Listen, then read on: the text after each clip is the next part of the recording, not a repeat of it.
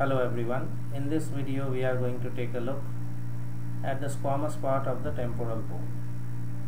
Now this is the lateral view of the left temporal bone, and you can make out that the squamous part has got a superior border extending from here to here and an anterior-inferior border from here to here.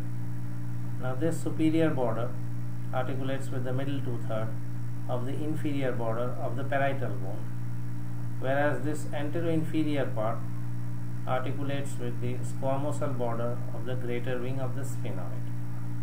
This then is the squamous part of the temporal bone, and as we have the mastoid part here, somewhere here you expect the junction between the squamous and mastoid parts forming the squamomastoid suture or its remnants.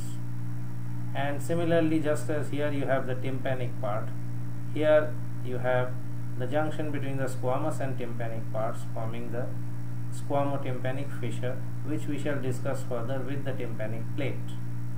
From the squamous part you have this projection, the zygomatic process, which articulates with the temporal process of the zygomatic bone forming the zygomatic arch, and this depression forming the floor of the mandibular fossa accommodating the head of the mandible for the temporomandibular joint.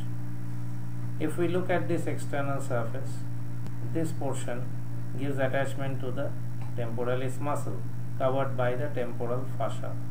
These markings are for the middle temporal vessels which arise from the superficial temporal vessels.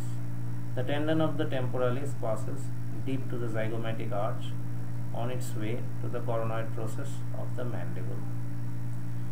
Now, if we look at this zygomatic process, you can make out that anteriorly the zygomatic process is flattened from medial to lateral, so that it has an upper border, it has a lower border, it has a lateral surface, and it has a medial surface.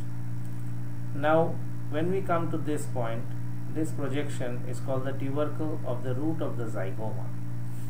From here, this zygomatic process bifurcates into two. It bifurcates into posterior root and an anterior root. You cannot see the anterior root because it has passed medially, horizontally, and the anterior root and the posterior root are roughly at right angles.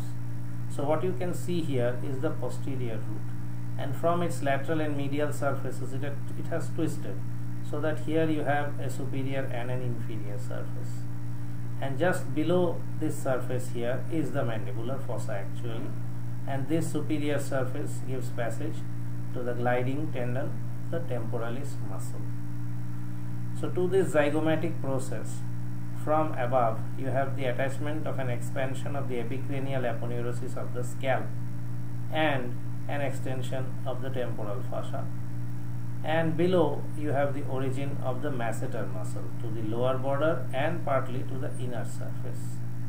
Now we have said that from the tubercle at the root of the zygoma, this zygomatic process splits into anterior root and posterior root.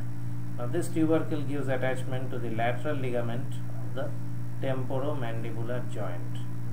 Now the mandibular fossa itself, if you look at this mandibular fossa, you have an articular part of the mandibular fossa over here and a non-articular part over here.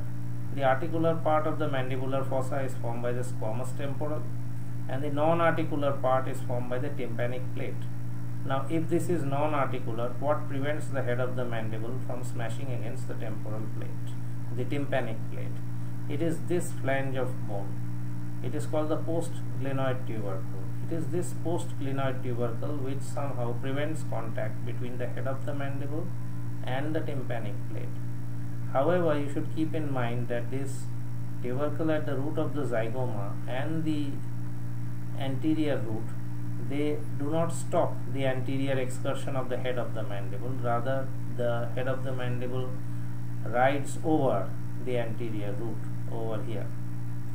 So we will see that in the inferior view a bit later on, but there are some other points to be discussed here. One is this external auditory meatus that you can see over here. this external auditory meatus, you can make out that its roof and posterior wall is formed by the squamous part, and its anterior wall and floor and little bit of the posterior is formed by the tympanic plate. Now at the posterior superior margin of this external auditory meatus, you can make out that this upper border of the zygomatic arch following its posterior root has gone over to form this supramastoid crest, and this supramastoid crest is in continuity with the superior temporal line. So this also gives attachment to the temporal fascia. And again below the supramastoid crest, if we draw a triangle taking the posterior wall of the external auditory meatus, the supramastoid crest, and a tangent drawn to the posterior wall of the external auditory meatus, this triangle is called the suprameatal triangle or McEwen's triangle. And within this triangle you have this spike of bone, the suprameatal spine. The importance of this triangle is that this is a surface projection of the mastoid antrum lying beneath this part of the bone, which is the largest of the mastoidea cells. So after this discussion, we would like to look at the inner surface and also the under surface of the mandibular fossa.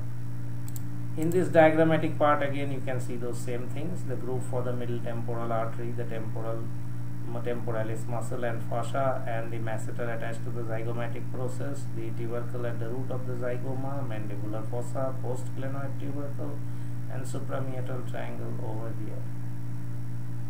Now if we look at the inner surface, you see on the inner surface again you have the superior border, anterior-inferior border, the zygomatic process, and this is the inner surface. It forms part of the middle cranial fossa. It has vascular markings for the middle meningeal vessels, notably the middle meningeal sinus, and it has the impressions of the gyri of the temporal lobe of the brain. So this is so much, and here you can see the junction between the petrous part and the squamous part. So you have the petrosquamous fissure over here. And if we look at the inferior surface over here, now you can actually see the mandibular fossa, and you can make out that the zygomatic arch over here, the tubercle at the root of the zygoma, and the anterior root and the posterior root. Now this anterior root is much more prominent, it is a more robust structure, and this is also called an articular pillar. And this is the slimmer posterior root, and this is the mandibular fossa, the articular part of the mandibular fossa by the squamous part, and the non-articular part formed by the tympanic part and the squamotympanic fissure in between. So anterior root or articular pillar, posterior root, tubercle at the root of the zygoma, squamotympanic fissure. These are the things you can see on the inferior surface of the squamous part of the temporal bone. Again the same thing diagrammatically, you can see the articular part of the mandibular fossa and non-articular part of the mandibular fossa, and the zygomatic process over here. All this you can see.